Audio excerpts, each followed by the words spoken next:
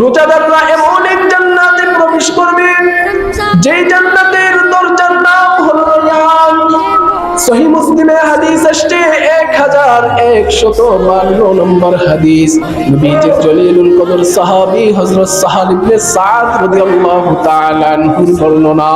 তিনি বলেন, ক্বালা রাসূলুল্লাহ সাল্লাল্লাহু আলাইহি ওয়াসাল্লাম, আল্লাহর নবী সাল্লাল্লাহু আলাইহি ওয়াসাল্লামকে বলতে শুনলাম, আল্লাহর নবী সাল্লাল্লাহু আলাইহি ওয়াসাল্লাম বলেন, ইন্না ফিল জান্নাতি বাবা, জান্নাতে একটি দরজা রয়েছে, ইউকালু লাহু আর-রায়্যান, যে জান্নাতের দরজাটার নাম হলো রায়্যান। বলেন জান্নাতের দরজার নাম কি? রায়্যান। কি বলেন না? রায়্যান।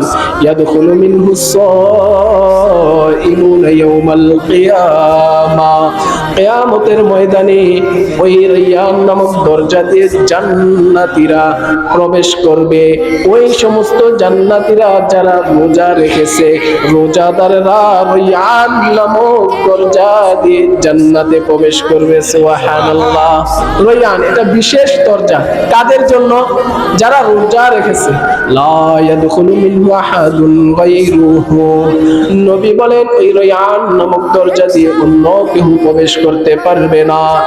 ইকালু আইনা সাইমুন, ওই রায়্যান নামক দরজার যারা প্রহরী ছিল, দারোয়ান ছিল, তারা আহ্বান করবে, আইনা সাইমুন, আহারে কোথায় রোজাদাররা কোথায়?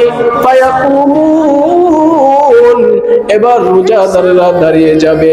ইযা দাখালু উগলিকা, রোজাদাররা ওই রায়্যান নামক দরজা দিয়ে যখন প্রবেশ করবে, সাথে সাথে রায়্যান নামক দরজা বন্ধ করে দেওয়া হবে। সুবহানাল্লাহ। তাহলে রায়্যান নামক দরজা দিয়ে কেবলই মাত্র কারা প্রবেশ করবে? রোজাদার। সুবহানাল্লাহ। শুধুই মাত্র রোজাদাররাই প্রবেশ করবে।